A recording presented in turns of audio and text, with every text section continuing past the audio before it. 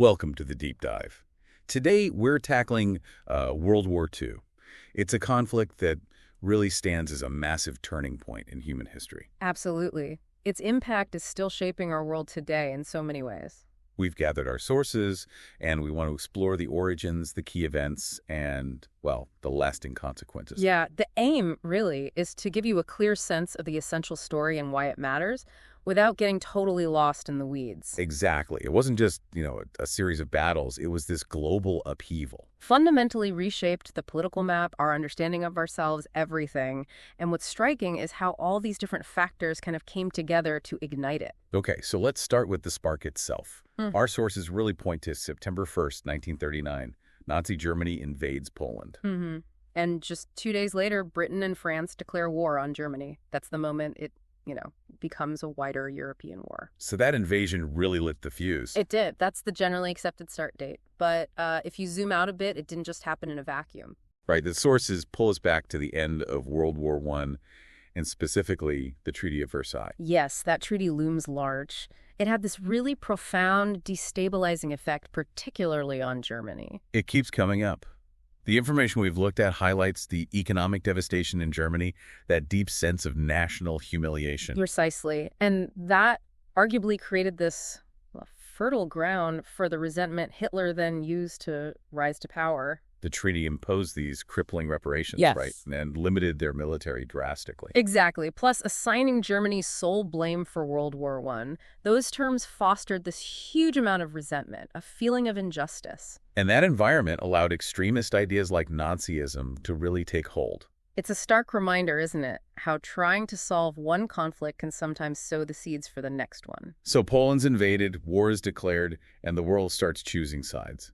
The sources lay out the two main factions pretty clearly. Yeah, you've got the Axis powers, that's primarily Germany, Italy under Mussolini, and Japan. And opposing them, the Allied powers.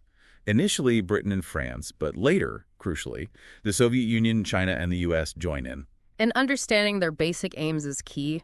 Germany, under Hitler, wanted domination of Europe, driven by fascism and racial ideology. Aggressive expansion. And Japan. Similar goals in Asia. Sort of. Japan had its own expansionist ideas, this Greater East Asia co-prosperity sphere, which basically meant kicking out Western influence and establishing Japanese control in Asia and the Pacific. Okay. And the Allies. Initially, they were just trying to stop Germany. Initially, yes, reacting to German aggression, trying to contain it. But as the war went on, their goals became much broader, the complete defeat of the Axis powers, and trying to build a more stable democratic world order afterwards. Then comes 1940. The sources describe Germany just rolling across Europe. France falls quickly, which must have been a huge shock. A massive shock. It really sent waves across the world. But Britain held out during the Battle of Britain. Right, the sources emphasize Britain's resilience there, highlighting the pilots. And wasn't radar technology a factor too? Oh, absolutely. Radar gave them a critical edge. That battle was pivotal. Britain stood alone for a time. It really felt like a moment of crucial resistance against this seemingly unstoppable force. It was. The Royal Air Force preventing a German invasion showed Hitler wasn't invincible. It makes you think, if Britain had fallen, how different things might look. A sobering thought, yeah. Okay, the story then moves to June 1941. Hitler invades the Soviet Union. Operation Barbarossa. And the sources stress the sheer scale, the brutality of this. It's often called a major turning point, a huge strategic mistake for Germany. Because it stretched their resources thin, Yeah. fighting on two massive fronts. Exactly. The Eastern Front became this enormous, incredibly brutal theater of war. Hitler underestimated the Soviet Union's size, its population, its resilience, and the Russian winter, of course. A critical error, waging war on two fronts like that. One Germany would definitely pay for. Then, another massive shift. December 7th, 1941, Pearl Harbor. Japan's surprise attack, And the immediate result, according to our sources, the U.S. enters the war. which brought just immense industrial power and manpower to the Allied side. So this feels like another huge turning point, tilting the global balance. Monumental. Before Pearl Harbor, the U.S. was largely neutral, providing some support to the Allies, sure, but not directly involved in fighting. The attack changed everything overnight. Galvanized American opinion, removed the political barriers to joining. The U.S. industrial might, its manpower reserves, they were unmatched. That entry really tipped the scales decisively towards the Allies. It's amazing how one single act could alter the course of a global conflict so drastically. It truly is. Okay, so after the U.S. enters, the sources point to 1942, 1943 as when the tide really starts to turn against the Axis. Yes, they highlight two key Allied victories around this time. The Battle of Midway in the Pacific. A huge naval victory for the U.S. It crippled the Japanese fleet, really ended their ability to launch major offensives in the Pacific. And in Europe. Stalingrad, the Soviet Union's defense there, absolutely brutal fighting, but they held on. And that stopped the German advance eastward. Completely. Huge losses for the German army. It marked the beginning of their long retreat on the Eastern Front. So, yeah, that initial Axis expansion phase was definitely over.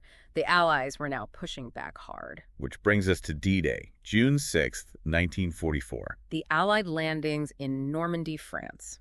Described in the sources as the largest seaborne invasion in history.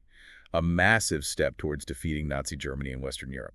The scale is just hard to comprehend. An incredibly complex, incredibly daring operation. Required meticulous planning, immense bravery. Absolutely. And its success opened up that critical second front in Western Europe. Yeah. It forced Germany to pull resources away from the Eastern Front, where the Soviets were relentlessly advancing. Putting the Nazi regime under, well, unsustainable pressure. Exactly. The coordination between nations, the sheer courage involved, it really stands out. It marked the beginning of the end in the West. The sources then detail the Allied push into Germany itself. Hitler's suicide in his bunker. And finally, Germany's unconditional surrender in May 1945.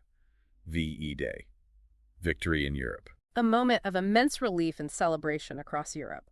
But as the sources rightly remind us, the war wasn't completely over yet. No, the fighting in the Pacific against Japan continued. That's crucial to remember. Japan fought on fiercely. The sources mention the intense, bloody island-hopping campaigns. And then, August 1945, the use of atomic bombs. On Hiroshima and Nagasaki, the first and only time nuclear weapons have been used in war. A truly devastating act, noted in our sources, which led directly to Japan's surrender on August 15, 1945, finally ending World War II. It's a deeply sobering moment, isn't it? The introduction of that level of destructive power. It is. The decision is still debated intensely today, of course. Of course.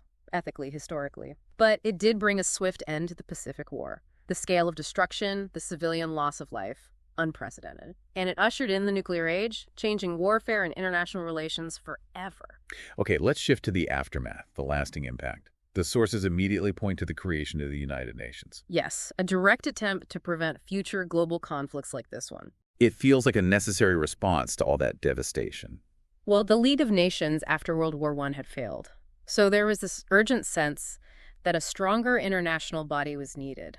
The UN aimed for peace, security, international cooperation, based directly on the lessons learned. The sources also talk about the rise of the U.S. and the Soviet Union as superpowers. Dominant global powers, yeah. Which basically set the stage for the Cold War. So the end of one massive conflict just led into a new kind of global tension. It did.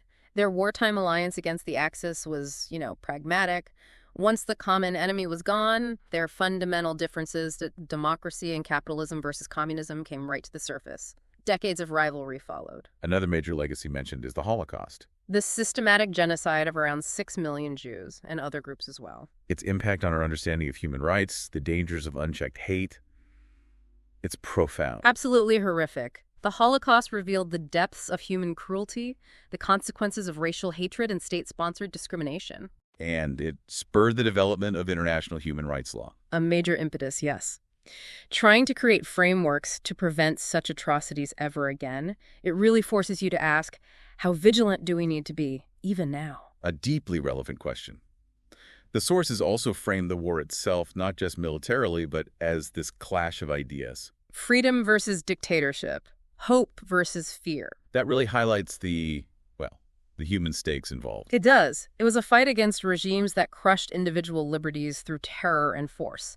The Allied victory, despite the immense cost, was seen as a win for democratic ideals, for self-determination, though, of course, the struggle for those ideals continues. And finally, the sources connect all this directly to today, emphasizing how crucial it is to remember this history. To avoid repeating the mistakes, yeah. Understanding the causes, the consequences, it gives us insights into things like aggressive nationalism, extremism, the dangers of appeasement. Exactly. It's a constant reminder of why international cooperation, diplomacy, defending human rights, why these things are so essential for preventing future large-scale conflicts. So, bringing it all together, World War II was this unprecedented global catastrophe. Staggering human cost, transformative impact, It led to new international institutions, reshaped global power, deeply influenced our views on human rights and peace. and the key lessons seem to be about the dangers of unchecked power, the devastation caused by hate, and maybe the importance of not staying silent against injustice. Well put. And perhaps the enduring question for you, listening, is to think about your own role. How can we uphold those values, peace, tolerance, understanding, in a world still dealing with the legacies of this conflict? How do we ensure those sacrifices weren't in vain? Precisely. How can each of us, individually and collectively, work towards that? A profoundly important question for all of us. Thank you for joining us for this deep dive into such a critical period of history. Until next time.